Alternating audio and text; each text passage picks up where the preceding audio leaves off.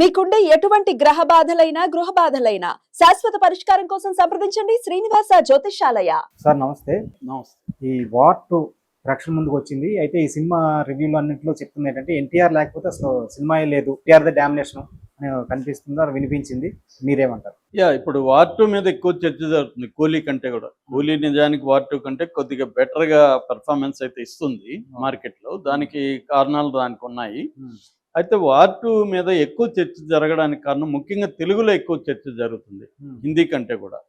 హిందీలో కూడా కొంత చర్చ జరుగుతుంది, ఎందుకంటే కంపేర్ చేస్తారు కదా. అక్కడ కూడా అమెరికన్ గెస్ట్ రోల్ ఉన్నాడు దాంట్లో. దీంట్లో హృతిక్ రోషన్ ఉన్నాడు. హృతిక్ రోషన్ ఇంతకుముందు సినిమాలు కూడా హిట్ అయినాయి. రెండోది అక్కడ యాష్ రాజ్ ఫిల్మ్స్ కి చాలా ఇన్ఫ్లుయెన్స్ ఉంది. అందువల్ల అక్కడ మీడియా కూడా డిస్కస్ చేస్తుంది. కానీ అక్కడ సోషల్ మీడియా కానీ వ్యూయర్స్ కానీ వారిని బండబూతులు తిడుతున్నారు.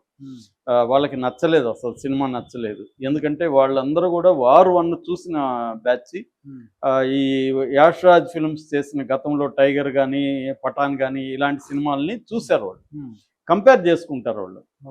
వార్ 1తో కూడా కంపేర్ చేసుకుంటారు. వార్ 1లో టైగర్ ష్రాఫ్ చేశాడు ఎన్టీఆర్ క్యారెక్టర్ని, మిగతా సేమ్ టు సేమ్.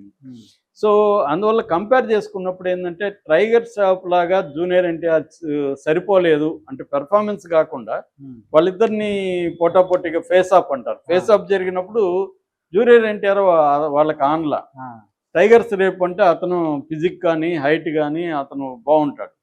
సో అందువల్ల అది చూసి కంపేర్ చేసుకున్నప్పుడు ముందు నుంచి కూడా వాళ్ళు, ఇప్పుడే కాదు ముందు నుంచే వాళ్ళు జూనియర్ ఎన్టీఆర్ని క్యారెక్టర్ పెట్టడం పట్ల వాళ్ళకి వ్యతిరేకత ఉంది.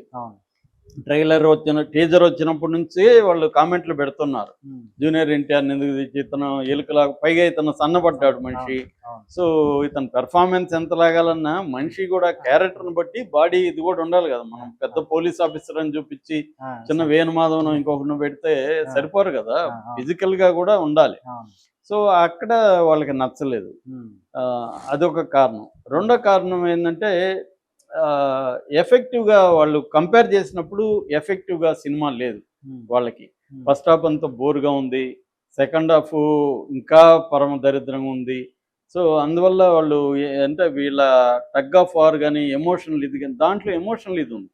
ఎందుకంటే ఒక దేశద్రోహి కొడుకు ఫస్ట్ దాంట్లో టైగర్ ష్రాఫ్, ఒక దేశద్రోహి కొడుకు తాను దేశభక్తుడని నిరూపించుకోవాల్సిన బాధ్యత అతని మీద ఉంది.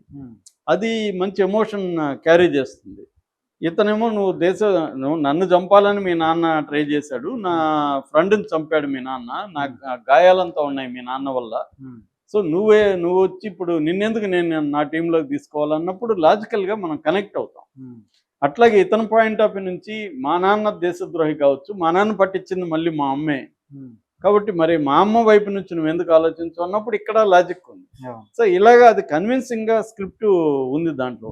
దీంట్లో ఏం లేదు, సడన్ గా ఇతనేమో ఒక ఫస్ట్ ఏమో నేను ఫ్రీలాన్స్ గా చేస్తున్నాను అంటాడు ఎవరు, హృతిక్ రోషన్.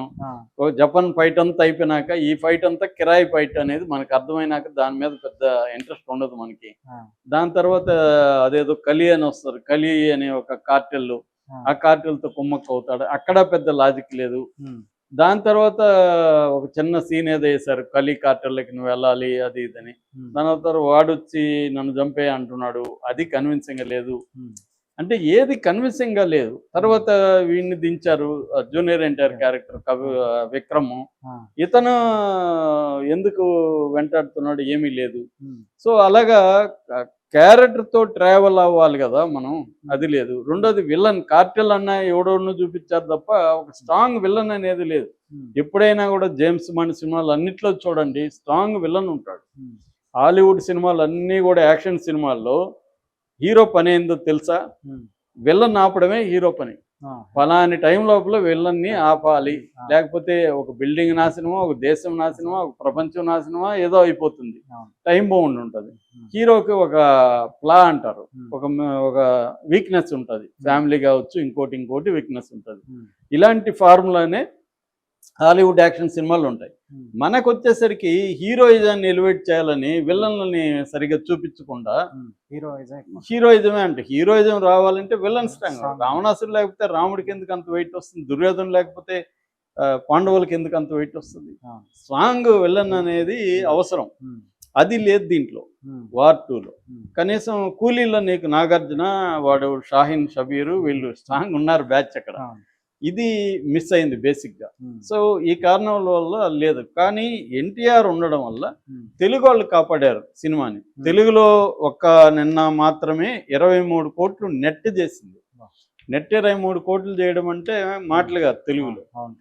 మనకి నైట్ నేను చూస్తే ఇదే డామినేషన్లో ఉంది టికెట్లు కూడా, వారి కూలి కంటే కూడా తెలుగులో. సో అందువల్ల తెలుగులో జూనియర్ ఎన్టీఆర్ సేవ్ చేశాడు. తెలుగే కాకుండా అమెరికాలో కావచ్చు, ఎందుకంటే అక్కడ కూడా ఫ్యాన్స్ సినిమా నేను సాటిస్ఫై అయ్యానని చాలా మంది పోస్టులు పెడుతున్నారు.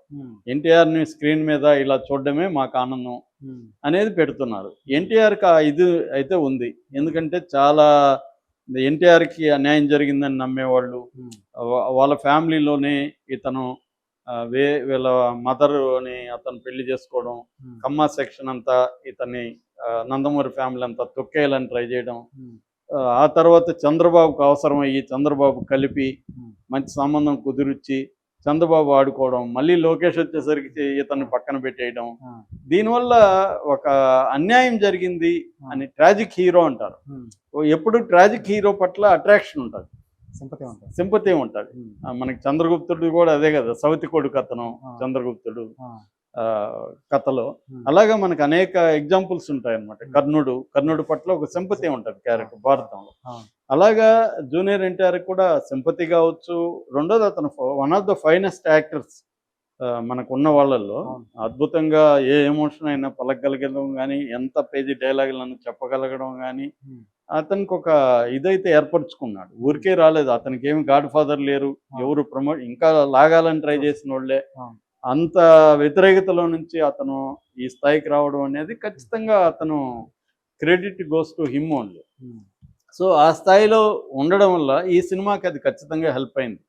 సో అతను లేకపోతే తెలుగులో ఈ మాత్రం కలెక్షన్ రాకపోతే ఆ సినిమాకి ఇంకా బ్యాడ్గా ఉండేది.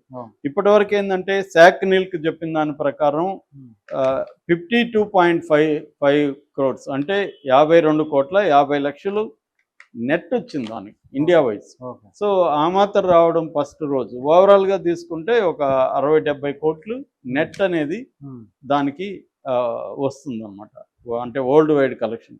సో నెట్ ఆ మాత్రం రావడం అనేది చాలా బెటర్ అనమాట. ఎందుకంటే దీనికైనా కూడా ఇండియా నెట్ వచ్చి 65 కోట్లే ఉంది ఏది కూలీకి. కాబట్టి అంటే మనం రెండు ఒక రోజు రిలీజ్ అయినాయి కాబట్టి కంపేర్ చేస్తున్నాం, కానీ నిజానికి కంపేర్ చేయకూడదు. ఎందుకంటే ఆ సినిమా వేరే రకమైన జానరా, ఈ సినిమా వేరే రకమైనది. ఈ రెండింటిని కంపేర్ చేయడం అనేది చేయకూడదు. కానీ రెండు ఒకే రోజు రిలీజ్ అయింది. మొన్న కూడా కార్టూన్ చూశాను, రెండు వార్ అండ్ కూలీ కొట్టుకుంటుంటే ఇద్దరు అంటే ఒక దాని ఏమంటారు గాడ్జిల్లా అలాగా డైనోసర్ లాగా కొట్టుకుంటుంటే ప్రేక్షకులు వచ్చి ఇద్దరిని కొడుతున్నట్టుగా కార్టూన్ పెట్టాడు. అంటే ఇద్దరిని రెండు సినిమాలు రిజెక్ట్ చేశారు అని. రిజెక్ట్ చేసిన మాట వాస్తవమే, కానీ కలెక్షన్లు అయితే తగ్గలేదు. అంటే ఎప్పుడు కూడా మనకి ఏంటంటే కొంతమంది హీరోల సినిమాలకి సినిమా ఫ్లాప్ టాక్ వచ్చినా డబ్బులు వస్తాయి. ప్రొడ్యూసర్ పాయింట్ ఆఫ్ నుంచి అది ఫ్లాప్ కాదు, ప్రేక్షకుల పాయింట్ నుంచే ఫ్లాప్.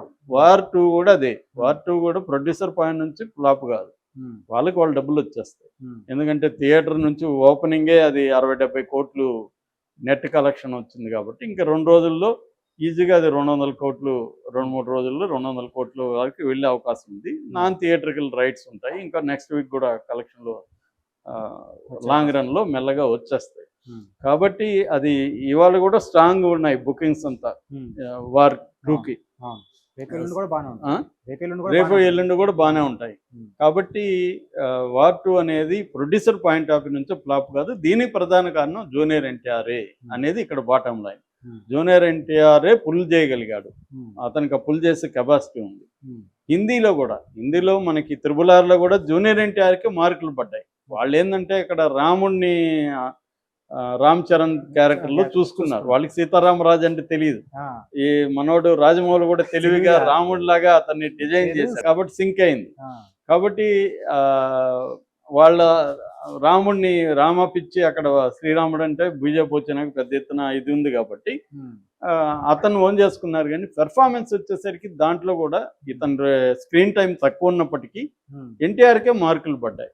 కాబట్టి ఏది దాంట్లో కూడా అంతేనా? Triple R లో. లో కూడా ఖచ్చితంగా ఎన్టీఆర్కే ఎక్కువ మార్కులు పడ్డాయి. ఓకే. ఆ, దానికోసం కూడా స్క్రీన్ టైం తగ్గించి ప్లాన్ చేశారనేది కూడా అంటారు. ఎందుకంటే దాని రియల్ ప్రొడ్యూసర్ చిరంజీవి, పేరుకి వేరే వాళ్ళు ఉన్నా అదేనంటారా? పెట్టిందంతా చిరంజీవి Triple R. ఆహా. సో అందువల్ల కూడా అది అంటారు. సరే ఏదేమైనా దాంట్లో జూనియర్ ఎన్టీఆర్కి రిజిస్టర్ అయింది. ఇప్పుడు దీనివల్ల కూడా జూనియర్ ఎన్టీఆర్ చాలా మంది ఏమంటున్నారంటే ఒక పాట లేదు, ఒక హీరోయిన్ లేదు జూనియర్ ఎన్టీఆర్కి అని అప్సెట్ అయిన ఫ్యాన్స్ కూడా ఉన్నారు. కానీ జాన్రా అది కాబట్టి దాంట్లో మళ్ళీ పాటలు పెట్టి ఇది పెడితే అది మామూలు రొటీన్ సినిమా అవుతుంది. వాళ్ళు ఒక హాలీవుడ్ లాగా జాన్రా తీసుకొని హాలీవుడ్ స్పై థ్రిల్లర్ లాగా చేశారు. సో చేసినప్పుడు ఆ మెథడ్లో వెళ్ళాలి. జూనియర్ ఎన్టీఆర్ కూడా దానికి సిద్ధమై చేశాడు. ఆయనకి తెలుసు కదా, స్క్రిప్ట్ వినే కదా చేస్తుంది. కాబట్టి ఏంటంటే ఆయనకి పెద్ద మైలేజ్ రాకపోయినా నష్టం అయితే ఈ సినిమా వల్ల ఆయనకి ఏమీ లేదు. ఖచ్చితంగా హిందీలో కూడా గుర్తింపు వచ్చింది.